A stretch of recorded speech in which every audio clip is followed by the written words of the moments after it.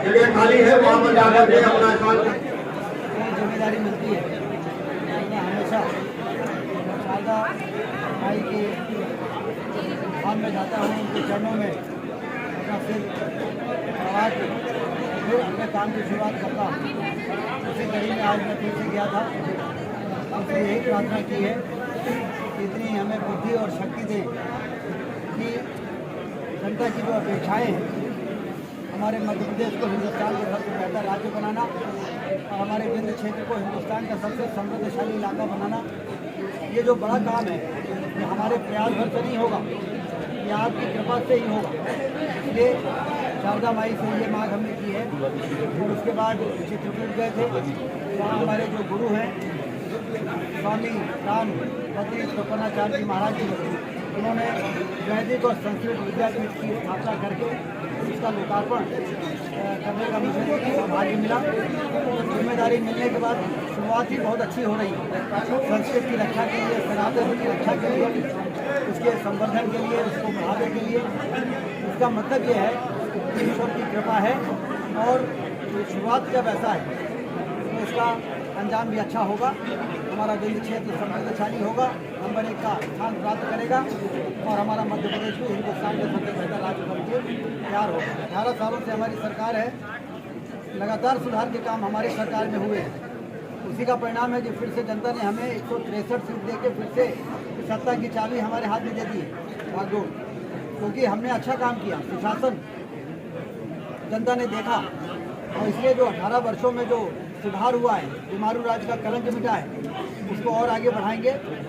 माननीय मुख्यमंत्री हमारे मोहन यादव जी के नेतृत्व में हम सारे लोग जो काम बचा हुआ है उसको पूरा करके हिंदुस्तान का सबसे बेहतर राज्य मध्य प्रदेश को।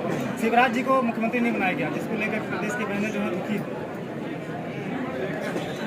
पूर्व मुख्यमंत्री शिवराज सिंह चौहान जी ने स्वयं ये कहा है, जब विधायक दल की बैठक में उन्होंने प्रस्ताव रखा तो उन्होंने ये कहा है कि इसी प्रकार से मुझे भी 2005 में पार्टी ने आगे बढ़ाया था, जिम्मेदारी दी थी, मैं भी बिल्कुल नया था।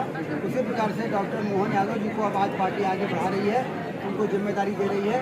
जैसे मैंने अच्छा काम किया है वैसे मोहन यादव जी के नेतृत्व में भी अच्छा काम होगा। नए लोगों को आगे बढ़ाना और उनको काम करने का मौका देना, ये हमारे पार्टी का पुराना सिद्धांत है। उसी सिद्धांत पर चलते चलते आज हमारी पार्टी दुनिया की सबसे बड़ी पार्टी और जनता की सबसे प्रिय पार्टी बन चुकी है। इस बार 10 तारीख को लाडली बहनों के खाते में पैसे आएंगे? बिल्कुल आएंगे, ऐसा सवाल ही खड़ा होना चाहिए, क्यों नहीं आएंगे। ये कहा जा रहा है कि लोकसभा चुनाव को लेकर तैयारी है, मोहन यादव जी को जो मुख्यमंत्री पद दिया गया है वो आगे की लोकसभा चुनाव को लेकर यूपी और बिहार को साधा जा रहा है। देखिए, मोदी जी के नेतृत्व में तो 400 से ज़्यादा सीट इस बार आ रही। हम नहीं कह रहे हैं, जमाना कह रहा है, पूरा देश कह रहा है, चुनाव का इंतजार हो रहा है। मोदी जी को तीसरी बार प्रधानमंत्री बना के भारत को दुनिया में विश्व गुरु के स्थान पर इसके करीब मोदी जी ने पहुंचा दिया है। इसको लक्ष्य तक पहुंचाना ये सारा देश समझ रहा है और चुनाव का इंतजार कर रहा है। मंत्रिमंडल गठन को लेकर जो कयास लगाए जा रहे हैं, कितने विंध्य से कितने मंत्री तय किए जाएंगे? यही पर एक ऐसा सवाल है जिसका जवाब मेरे पास नहीं, क्योंकि केंद्रीय नेतृत्व तो तय करेगा, वरिष्ठ नेता तय करेंगे, मंत्रिमंडल मुझे नहीं तय करना है। मुझे तो मंत्री बना दिया, उप मुख्यमंत्री बना दिया, बस इतना काम मेरा है। मैं वहाँ दाग झाग थोड़ी करता हूँ कि कौन बनना है कौन नहीं बनना। विंध्य क्षेत्र में नेतृत्व तो विकास पुरुष प्रदेश में अपनी ख्याति पाएगा। रीवा में विकास किया, विकास पुरुष के नाम से जाने जाए, तो क्या प्रदेश में ये ख्याति मिलेगी आपको? विकास की 4 साल लगने वाले खुद अपना प्रयास तो यही रहेगा कि काम हो, कोई ख्याति दे चाहे न दे, काम हो जाए, ये हमारा प्रयास रहेगा। रीवा से पहले उप मुख्यमंत्री बनाए गए हैं आप, रीवा से पहले उप मुख्यमंत्री बनाए गए हैं आप, क्या आगे का क्या विचार? ईश्वर की कृपा है और आप सबका आशीर्वाद है। आप डिप्टी सीएम बनाए गए हैं, प्रदेश की जनता को सबसे बड़ी कौन सी सौगात देंगे? सबसे बड़ी कौन सी सौगात देने वाले? देखिए, कल ही हमने मंत्रालय में बैठक की है, 3 मुद्दों पर हमने बैठक की है, सभी अधिकारियों को बुलाया था। एक तो हमारी सीधी से सिंगरौली की रोड हमें 2 महीने में 2 लेन चाहिए, ये मैंने बोला।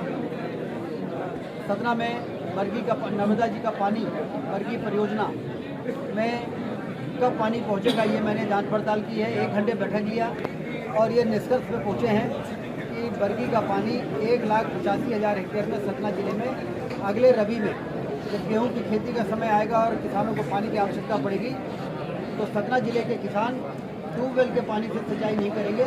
नर्मदा और एक एक बिंदु पर चर्चा करके और 3 लाख एकड़ से 1.5 साल में 6 लाख एकड़ में पानी पहुंचा देंगे और 5 सालों में मऊगंज जिले को मिलाकर 9 लाख एकड़ में पानी पहुंचाने की व्यवस्था की जाएगी।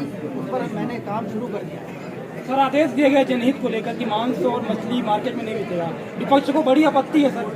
इसके अलावा लाउड स्पीकर मंदिरों में और मस्जिदों में लाउड स्पीकर को लेकर भी आदेश जारी हुए। विपक्ष हमलावर है सर आपके फैसले। देखिए, ये नियम तो पहले से ही है, फूड सेफ्टी के अंतर्गत मांस और मदिरा वाला भी पहले से ही है, सिर्फ उसको कड़ाई से लागू करने के लिए कहा गया है कि खुले में मांस हो, ये खराब लगता है ना, ऐसा बना हुआ है, जनता को तकलीफ होती है।